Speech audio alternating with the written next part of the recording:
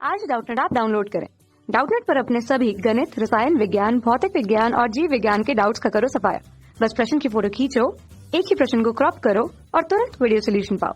अभी डाउनलोड करें। नमस्कार दोस्तों, दिया गया प्रश्न है किसी लंबे सीधे धारावाही चालक के कारण किसी बिंदु पर चुंबकीय क्षेत्र की दिशा किधर होगी। प्रश्न के अनुसार हमसे कहा गया है दोस्तों, एक सीधा लंबा धारावाही चालक है, ठीक है, और हमसे कहा गया है कि इस धारावाही चालक के कारण किसी बिंदु पर चुंबकीय क्षेत्र की दिशा।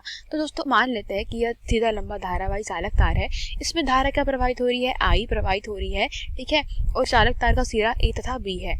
तो मान लेते हैं कि चालक तार में धारा की दिशा बी से ए दिशा में है, ठीक है।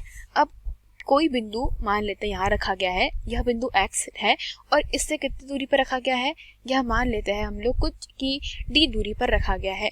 इस स्थिति में अगर हमें क्या करना है, चुंबकीय क्षेत्र की दिशा ज्ञात करनी होती है, तो क्या करना होगा इसके। तो फ्लेमिंग के दाहिने हाथ के नियम के अनुसार, मतलब दाहिने हाथ की हथेली के नियम के अनुसार, अगर अंगूठे को उस बिंदु पर क्या किया जाए दोस्तों, धारा के प्रवाह की दिशा में रखा जाए और हमारी उंगलियों को परस्पर लंबवत इस प्रकार रखा जाता है कि वह उस बिंदु की तरफ क्या करती है, वह उस बिंदु की तरफ इशारा करती है, हम लोग कह सकते हैं। तो उस क्षेत्र पर दोस्तों, उस बिंदु पर जो चुंबकीय क्षेत्र होता है वो कैसा होता है, वह हथेली के तल के लंबवत बाहर की ओर। अर्थात अगर यहाँ प्रवाहित धारा दोस्तों किस दिशा में है, ऊपर की दिशा में है, और बिंदु हमारा जो इस दिशा में रखा हुआ है, तो इस बिंदु पर चुंबकीय क्षेत्र की दिशा क्या जाएगी दोस्तों, हथेली के तल के लंबवत बाहर की ओर। यही क्या होता है, फ्लेमिंग का दाहिने हाथ का नियम होता है दोस्तों, दाहिने हाथ की हथेली का नियम, ठीक है, फ्लेमिंग के।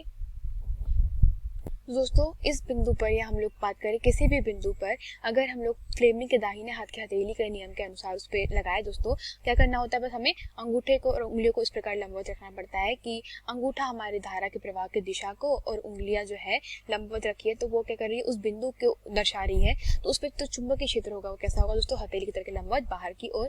और अगर मान ले दोस्तों वो बिंदु यहाँ पर रखा हुआ है, तो उसके कारण दोस्तों जो लगने वाला जो बल होगा वह कैसा होगा दोस्तों, हथेली के तल के लंबवत भीतर की ओर, क्योंकि यहाँ पे दोस्तों आपकी हथेली कैसी जाएगी, पलट जाएगी। तो इस प्रकार से हम किसी बिंदु पर किसी धारावाही चालक के कारण क्या करते हैं दोस्तों, चुंबकीय क्षेत्र की दिशा ज्ञात करते हैं। धन्यवाद।